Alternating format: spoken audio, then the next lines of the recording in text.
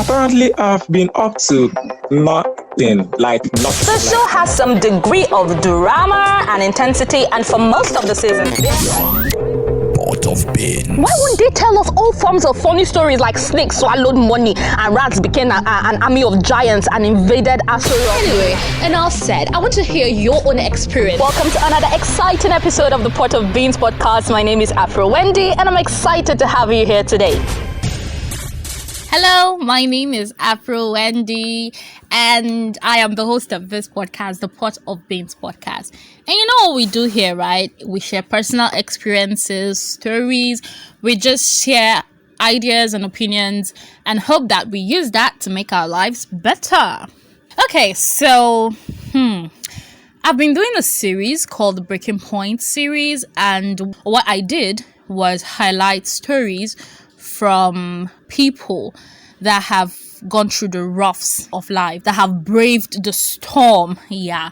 So I do that with the hope that I'll be able to help someone, navigate through their own tough time.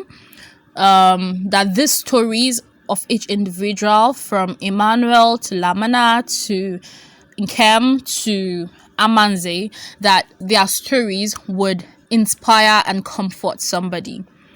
So I hope that the series have been great so far. I hope that it has helped you. If it has, I would really, really love and appreciate your feedback. I would love that you leave a comment for me, say, hey, thank you, this has really helped me, or thank you, it has helped my friend, or whatever. Just let me know that I'm not doing this. Just let me know that this is actually worthwhile or worth doing.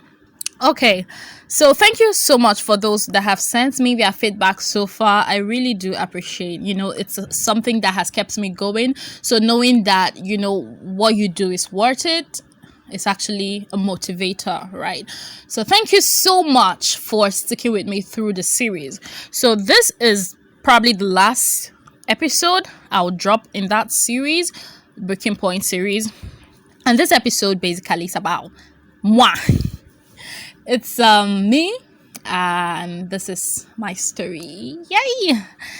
Okay, so let me just cut right to the chase. No beating about the bush. I probably don't need so much introduction. You know who I am. You've heard my experiences and all that. And okay, so I'm sharing the loss of my dad. For me, it's one story that is like the most tragic thing that has happened to me till this point. He died in 2013. He was sick for a while. He'll be ill and then he'll get better and all that. So the funny thing is, when death comes knocking, you never really expect it. So I wasn't expecting it. Of course, he will get better. So for me, it was always, he will be sick, he'll get better. I've never really seen him lying on the hospital bed. He has been, but usually I'm always at school. And anyway, that is by the way.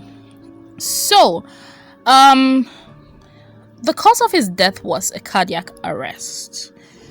And he died at the age of 64. Even though I find that hardly believable, but he died at 64.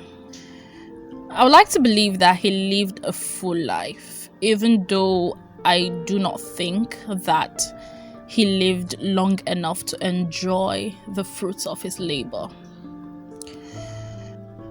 Okay, so when he died, I was still in secondary school.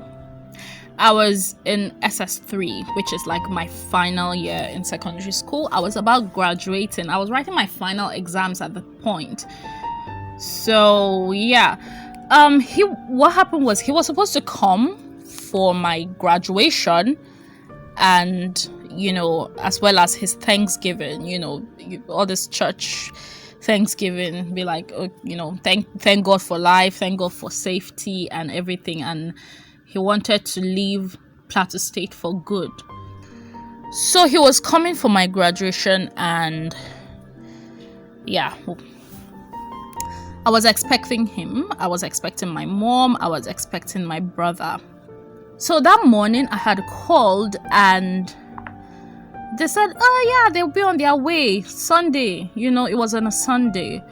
They'll be on their way. They're coming. They're on their way, So I reminded them before that time to not forget to bring my graduation clothes because I was graduating. I was really worried about my graduation clothes. So they promised to bring it, and I was expecting them, mainly because of the clothes and because I wanted them present at my graduation. I was like the best graduating student, so I was going to receive a prize for that.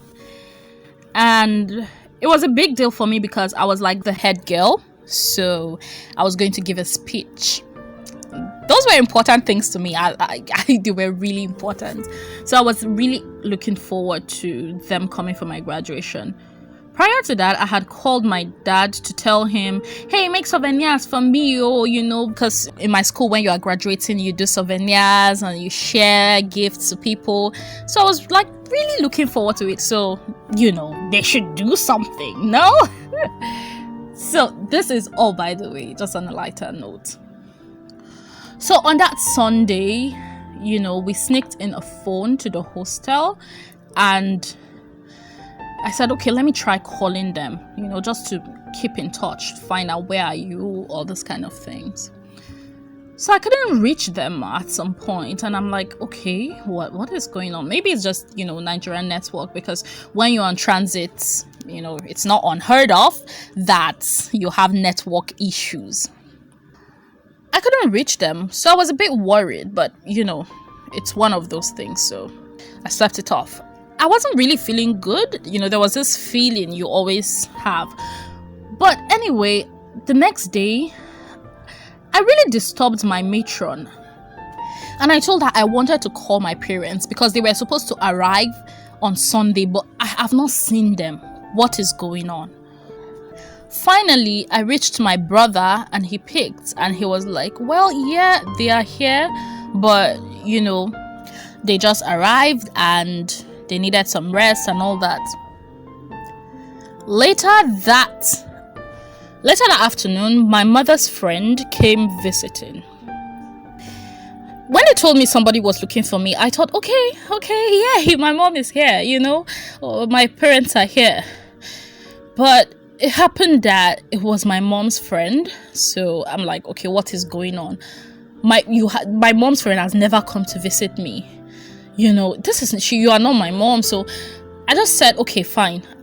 I wrote a very disturbing letter to my mom, and I was like, I don't understand why Mama Miracle is coming to visit me. Why aren't you? Why aren't you here? What is going on? I need to understand. So I gave the letter to Mama Miracle and told her that she should give it to my mom. Later that evening, surprisingly, my mom came. And I'm like, oh, so you could come all this while. Why did you not send Mama Miracle? And she was like, well, they were trying to get some rest. And, she started telling me how I should concentrate in school, how I should make sure I finish my exams and write well, focus, they are rooting for me, all those kinds of talk. So I'm a bit confused right now because the person that usually talks to me about this is my dad. My mom doesn't really concern herself with, the academics part of our lives, all this thing, study, you read your books, kind of, in-depth kind of. Yeah, so I was like, okay, this one my mom is talking like this. Okay, fine. I have always focused and I'll focus. All right. I asked after my dad and she said, oh, he was resting, that, they had a long ride. So that went and I noticed she was having a very long call after she left. I saw her through my window. And I'm like, okay, what is really going on? You guys are freaking me. Everything that's happening right now is freaking me out.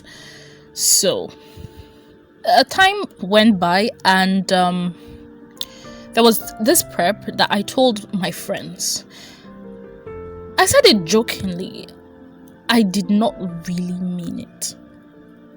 I told them, well, I think my dad has died, but they are trying to cover up. They don't want to tell me. To God, I did not mean what I said. It was just this feeling. It was just a pass. I just said it in passing, but I remember. And they are like, I shouldn't talk that way. I'm like, well. So, yeah, life went on. I continued writing my exams, and on the day, I just noticed that people were a bit nicer to me. Like, they were nicer than they should have been. Like, everybody's just, hey, okay, take care of yourself. My teachers, my fellow students, everybody was just going out of their way to be nice. And I'm like, okay, all right, maybe it's because we are living. So, but the day I finished my exam, anyway, before that, my parents had told me they had gone back to Owerri. I'm like, gone back to Owerri. What of my graduation clothes? My mates are looking dapper, will be looking dapper, and what will I wear? Like, I was so worried. What is going on? Why would you leave and you did not tell me you were going back? Why would you even go back? You came for something. Would you attend my graduation or will you not attend my graduation? What is really going on? So, well, my dad's friend came because I was really worrying people. I was worrying the matron. I was worrying my VP, the vice principal. I was like, I want to go home. I want to go and pick stuff because my mind was running wild. So, he came to pick me up, and we went to my house quite alright, and I saw the box my mom came with. So I'm like, okay, yeah, truly they came and they left, but she didn't pick the box. On the day I finished exams, my dad's friend's daughter came with her fiancé to pick me up. I've not seen her before, so I was like, yay. Those strange people have just been coming to visit me these days. So she took me to their house and I stayed there. They said I should wait for their dad to come back, that he has something that he wanted to tell me. So I waited, and when he came, he said, oh, well, my dad is ill and he wants to see me. I don't understand. I'm graduating in 2 days. That was a Thursday. I was graduating on Saturday. So I'm like, okay, I don't really understand you, but fine. If my dad wants to see me, no problem. So for me, I said to myself that heaven will hear me when I get to meet my dad, that this sickness must go. I said to myself that I'm going to pray so hard that God will not have any other option than to hear me out and grant my request. So that was all my thoughts. So I said I want to speak with my mom. She said okay, because initially they had lied to me that my mom was on her way. She was coming for my graduation. My dad was no longer coming because he was ill. But she said, when I spoke to her, she said, oh, she wasn't able to come again. They were just lying to me as if I was a 6-year-old girl. So, she told me, I asked to speak with my dad, and she said, I can't because he's sleeping right now. So, I would have to wait till the morning. I wasn't really feeling good because of all the things that were happening. I cried myself to sleep that night and said, you know what, I'll handle this tomorrow morning. I woke up, I was still crying. We got on a very early morning journey.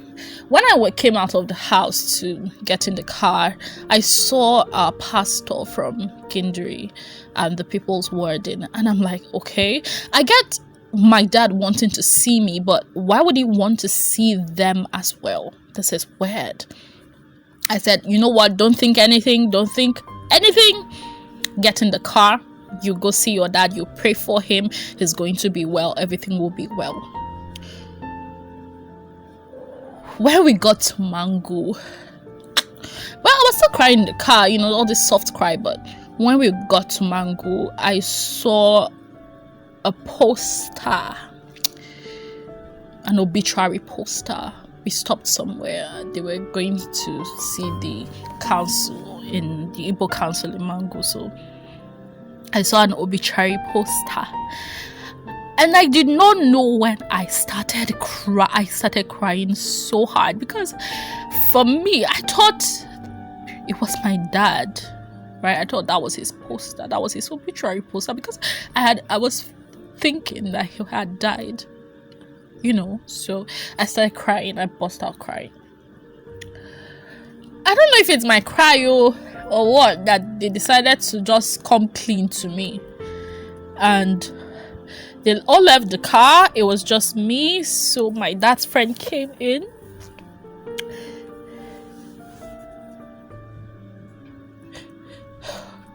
And he told me that my dad is late.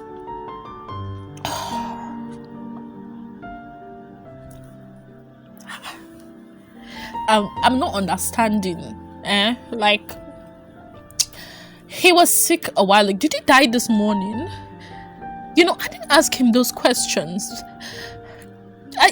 I couldn't. It was questions I was asking in my mind. I'm like, okay, I don't understand. Did he die this morning? Like, maybe he's not dead. Maybe he fainted, and you people thought he was dead. I was crying real bad.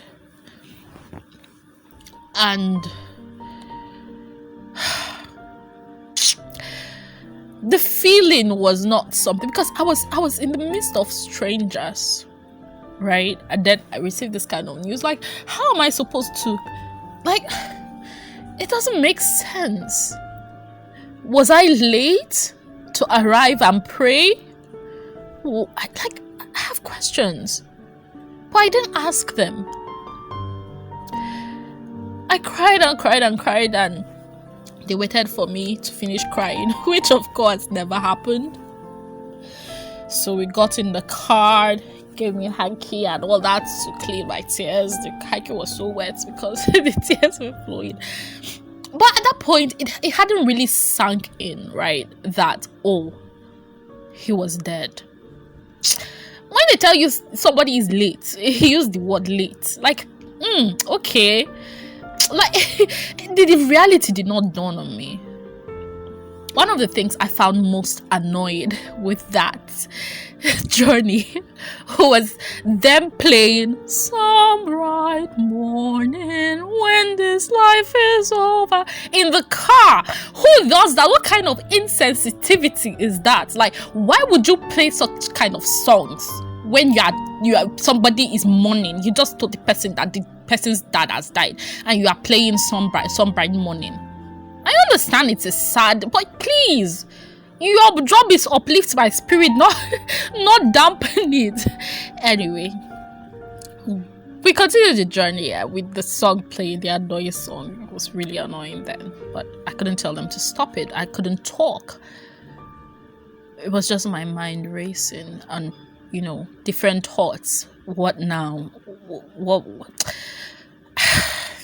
Anyway, so we reached got to my village, and immediately I dropped out the car.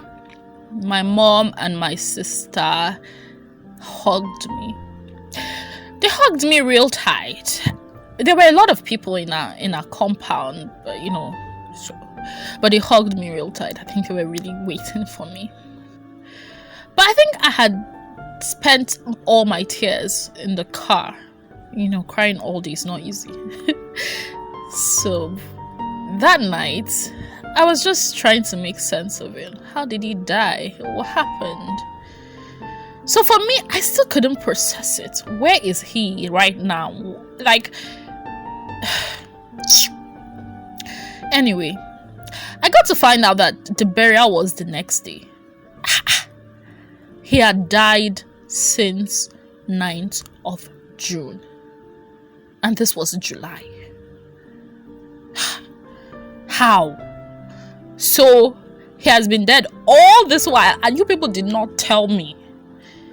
I think I was a bit angry with them. Not a bit, I was angry. I understand that they wanted me to finish my exams, and not be bothered about, because I understand it was out of love. And what made me even more angry was that the what they call it, the eulogy that they wrote for me in the books. So it was so juvenile. Like, that was no. I didn't even get a chance, right, to pay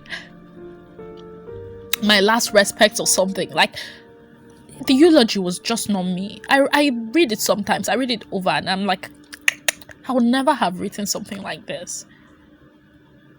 I never got to write a eulogy in my own words. The burial was the next day. How? And I'm just coming to hear that my dad has died the next day he was going to be buried. Well, that night I didn't really cry much. My sister told me that, I can get closure when I see his dead body, that it helps. So I was looking forward to seeing his dead body, and that was the next day, the day of the burial. He was laid out on the table. One thing though I remember though is that I don't really recognize him. He wasn't recognizable. They've embalmed him, and that wasn't really my dad. Well, he was my dad, but he looked different. He looked white and he looked puffed up. Well, as I saw him laid out on the table, I cried. But the most painful part for me, when it really, really dawned on me that he was gone, was when they were putting him into the ground.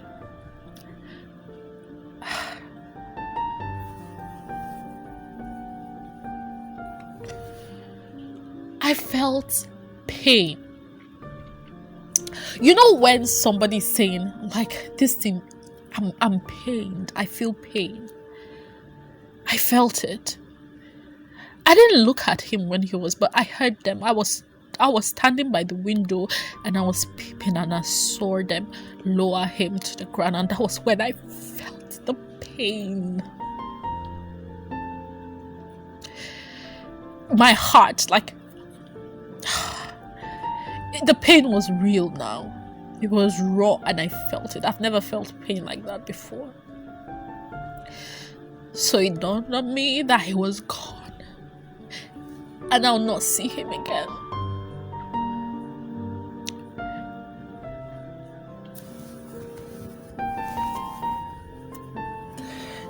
In that moment, I remember the last time I saw him. The day I was going back to school, they had a fight with my mom. So, a quarrel, not a fight, a quarrel. All these mini couples fights. That day before my mom took me to school. So my mom was like, let us go. And we had gone out the door, we had gone to the road. But I said, I needed to say, let me say goodbye to Dad.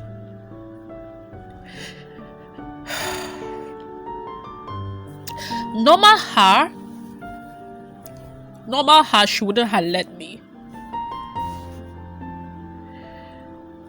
Normal her would have said, come on, let's go, because they were having a fight. But she said, okay, I can go. And so I went and I hugged him real tight and I said goodbye. I can still remember that hug because that was like my last physical touch with him.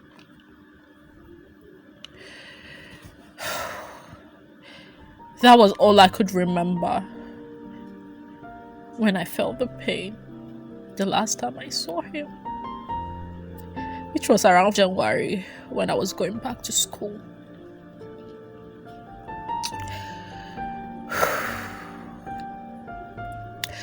Anyway, after he died, I cry once in a while and, reminisce. But after that, myself and my siblings started watching Prison Break, we just drown ourselves in series.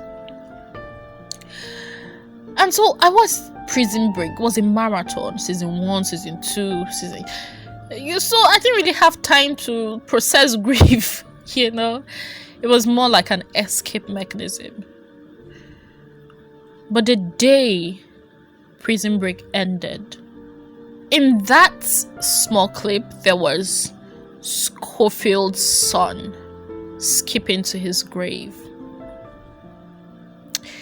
That scene broke me that day because I saw myself in that little kid. I felt like this was my life because Schofield did not really enjoy. He had worked hard to get Sarah out of jail, to get his brother out of jail, and at the end of the day he died in the process. So he did not really enjoy life or enjoy what he worked for, and it felt like that was my life. That was my dad.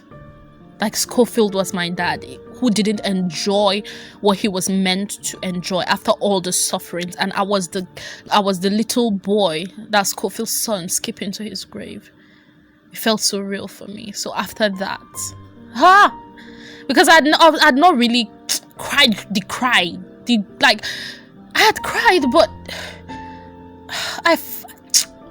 after that anyway. So I went to my room.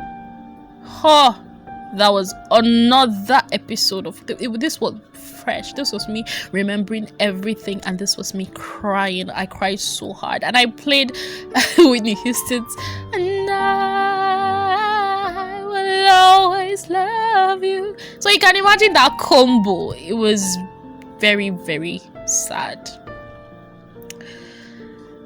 I think that after my dad's death, I became an emotional wreck. Like, any small thing makes me cry. Prior to that, I can watch a movie, but that, no matter how emotional it is, I will never shed a tear. But after that, small movie like this, I cry. Because somehow sad things remind me of what had happened. After that, I went to the university and I thought that, okay, I had gotten over it. It's been like a year since he died, so I'm over it. That's what I told myself. But I found that every time I narrated the incident to somebody, if I think that, okay, I'm over it, as I'm narrating it, I start crying again. Like, not, I might try hard not to shed a tear, but somewhere within me, I still feel heartbroken.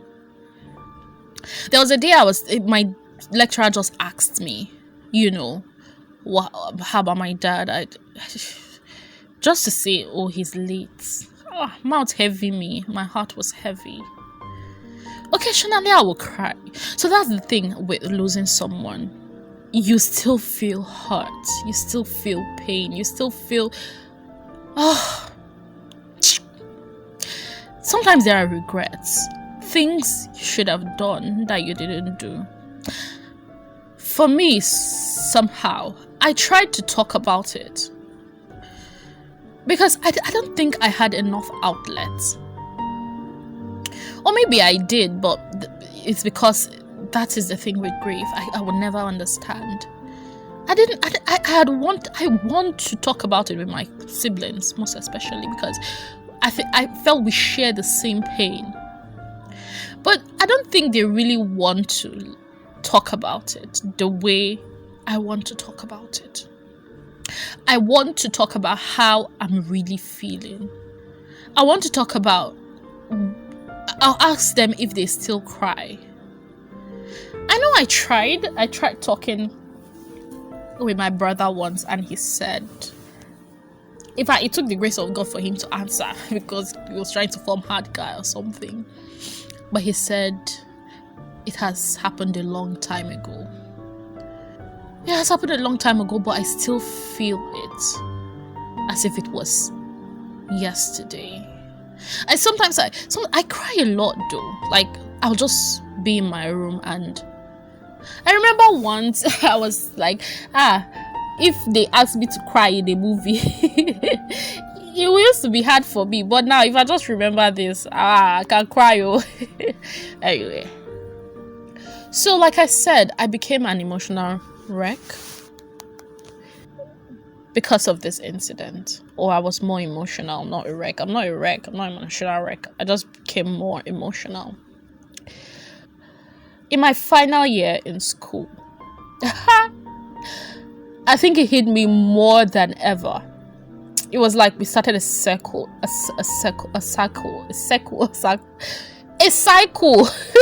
Voila. It's like there was a cycle again. I think it was because this was me going through another graduation. Maybe that was it, or maybe not. But I was much, much more sad in my final year. Sometimes I think about it and I ask myself whether I was actually depressed in final year. Because I know that I lost interest in a lot of things. Things that I liked doing. Like, sometimes even to chat with people became a chore for me in final year. Like, I just wanted alone space. I just wanted to be alone. I just wanted to cry a lot of the time. So sadness became more of a familiar emotion for me during that period. And when I graduated, I still had that because it felt, maybe for me, it felt like, okay, this is another graduation. He was gone the previous one. You were not able to attend your graduation because you were mourning. I hope you will not mourn again. You know, those kinds of things. During my convocation, I wasn't the sight of pure joy, right? Because a lot of things were happening. I remember that night I had a dream that, I saw him the day of my convocation. I saw him. He came and he was telling me, I'm proud of you. You made the first class and all. And after a while, he turned into my brother. So that was the dream. So I think that was like the last time. Because before that, I dreamt a lot about him and all that. So I remember talking. I'm sorry, I'm talking in bits, because I'm just remembering things. I remember talking with my mom about this, and she said something about we being grateful that we knew our dad. And she always gave example with our cousins who did not know their dad. But that's the thing, right? You being grateful that you knew somebody long enough does not mean their going isn't painful. You still feel the pain. So this was me. I graduated and I went for my clearance in Nsukka. When I was coming back, my sister made a post. Father's Day 2019. So this was years after my dad had died. Father's Day 2019. And I'm in the bus and I opened the post and I saw it. use this picture and all. Father's Day was Sunday. That was on a Thursday? Yeah. A Thursday or Friday. One of those days. I think it was a Thursday. So, I did not know when I started crying in the bus. My heart was heavy because people were going to celebrate Father's Day, but hey, we are celebrating posthumous and all that. So it was sad. That weekend was a sad one for me. I was waiting for my NYSC posting, and initially I had put in all the states that I put in there. If they posted me there, I would have gone gladly. I put in Plateau State, by choice, of course. And then at that period, I was so sad. You know, it was Father's Day. You think about all that has happened in the past. And so, my posting came out on Saturday. And Father's Day was Sunday. My posting came out. And I was sad, remember? I don't know why I keep doing this. But my posting came out and it was Plateau State. So I was devastated. I'm like, what? Why? Of all states that they will post me to, remember I chose it anyway, but I was devastated. Of all states that they will send me to, it's Plateau State.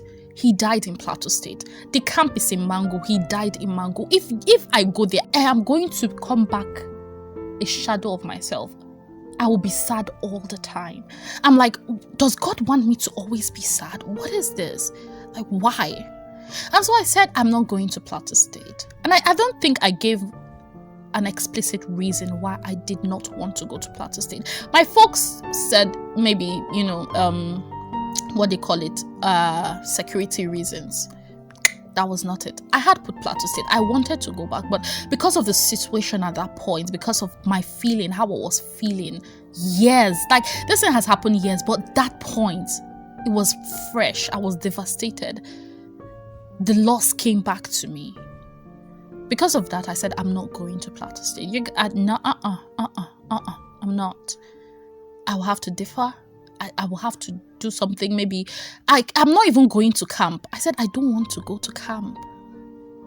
The camp is in why would I go fresh? Like, everything is still fresh in my mind because it's Father's Day. I'm remembering a lot of things, and I will now go to where he died, where everything happened. You people you don't want me to come back again. Anyway, so the thing is, I think that loss creates this emotional us. Like, sometimes you remember random events and then you feel so sad. I feel that we never really get over loss, because you would think that it's been ages. I would have been over it. But here I am narrating it and still even finding emotional moments. Like, duh. It happened a long time ago, but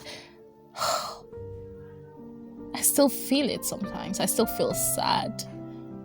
And sometimes I still feel, there are things I should have asked him if he was here. Like, he would have provided a bit more guidance. And other times I might say, well, I think he left for good. It's a good thing that he left because of XYZ or XYZ. And then I feel guilty. And I'm like, other times it's like, why did he leave? So sometimes you accept the fact that they've gone, and you accept that everything happens for a reason, and God works things together for your good. And other times you feel, why? He should have stayed. He should have enjoyed a little, something at least.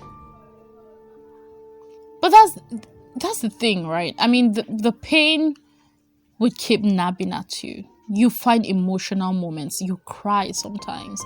And the thing to remember during those times, yes, I think as Lamana pointed this out, is to always let yourself feel that sadness. If it's a wave of sadness, feel it. Do not suppress it. Because I think that suppressing it might create a more psychological problem for you. Like, it might be, and it's also good to find people to talk about this with. right? For me, I always try to talk about it, but one thing, and then I never really talk about it. And I feel that somehow this podcast, this thing, or this recording I'm doing right now is an outlet for me as well. Because I don't even think that it's something you actually get tired of talking about, because the pain is still there. You want to feel better. You don't want this to define your life. You don't want to feel sad at any small issue. This recording has been 43 minutes now, but I'm doing this so that at least I'm sure a lot of people have gone through pain. Sometimes I feel just talking about it can make you feel better. Sometimes it does. Sometimes it opens wounds.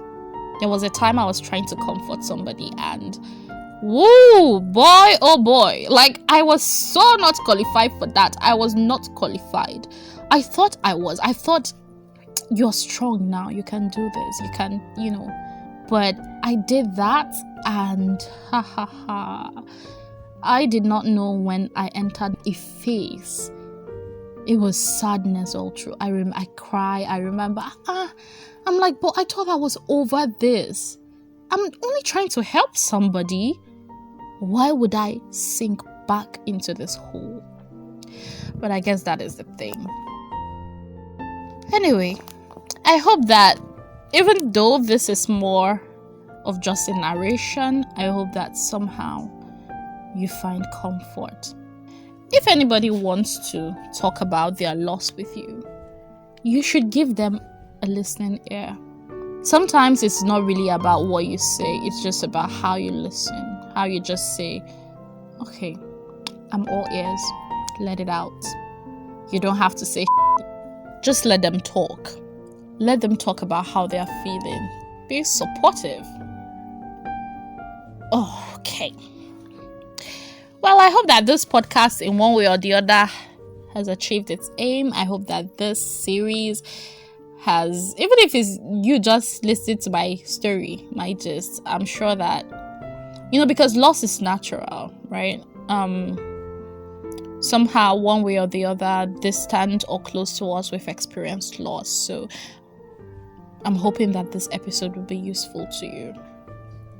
Just so you know, you are not alone. The pain you feel it often, but with time, you'll feel a bit better, especially when you talk about it.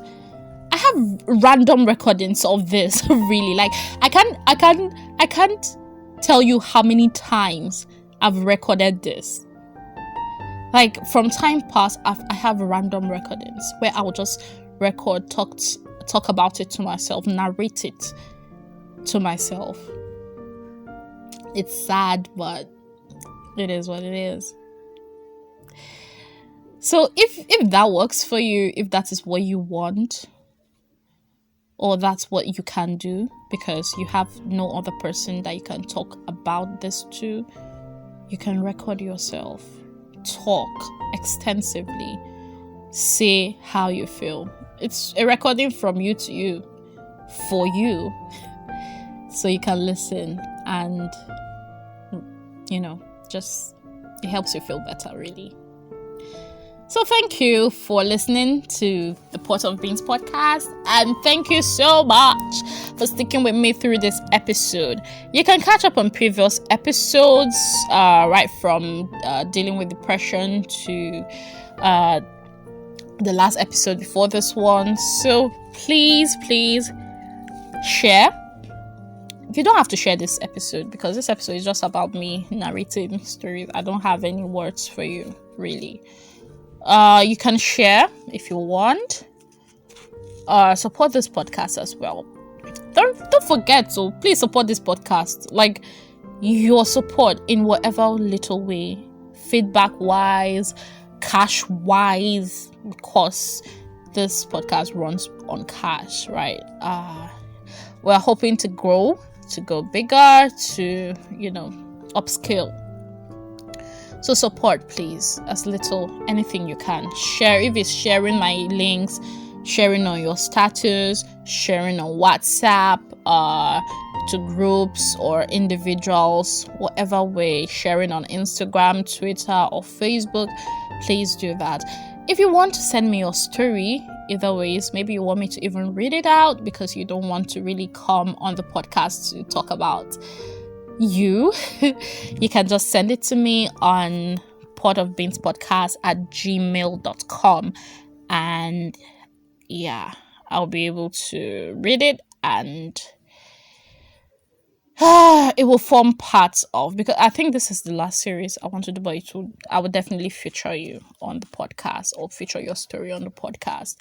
So thank you so much for sticking with me. Do have a lovely day. I really do appreciate you listening to this point. Mwah. Bye. From yours truly, Afro Wendy. Till I see you next time with another banging episode. It's gonna be the bomb. Bye.